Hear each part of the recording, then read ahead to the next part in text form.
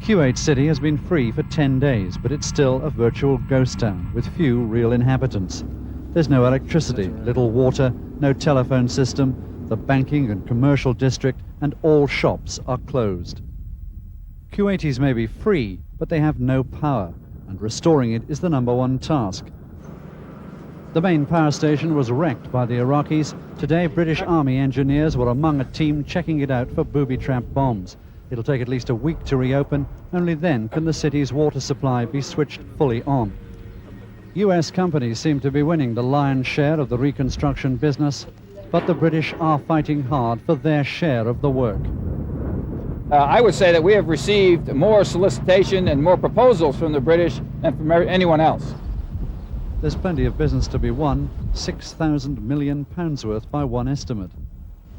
The Iraqis systematically looted this city, destroying many of its buildings and leaving behind booby traps and mines to hinder the job of reconstruction.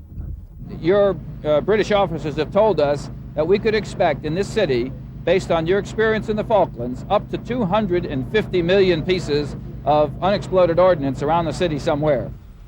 Thousands of mines litter the beaches here.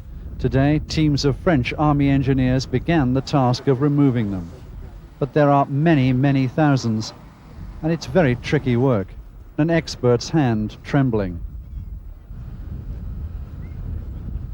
Once he's sure it isn't booby-trapped, he can remove the detonator.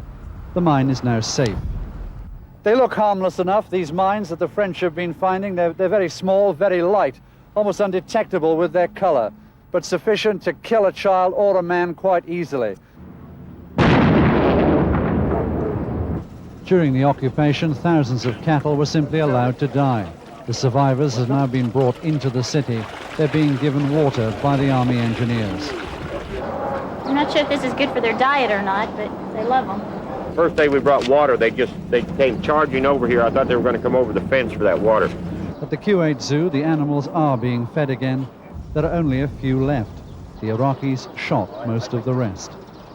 There's a dead horse in there that was shot right between the eyes. There's other animals, antelope and gazelle. It looked like they cut them up and butchered them and threw them into that meat locker and were probably eating them. We were told that the Iraqis were just taking target practice around here, shooting monkeys in the trees and, you know, just playing games. The zoo's elephant, no doubt considered inedible, is now recovering from a bullet wound. The plight of the animals may touch people's hearts, but what's going on here is a multi-million-pound contract battle for the biggest reconstruction job since World War II, practically rebuilding an entire country's infrastructure.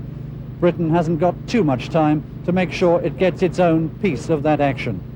Ken Rees, ITN, Kuwait City.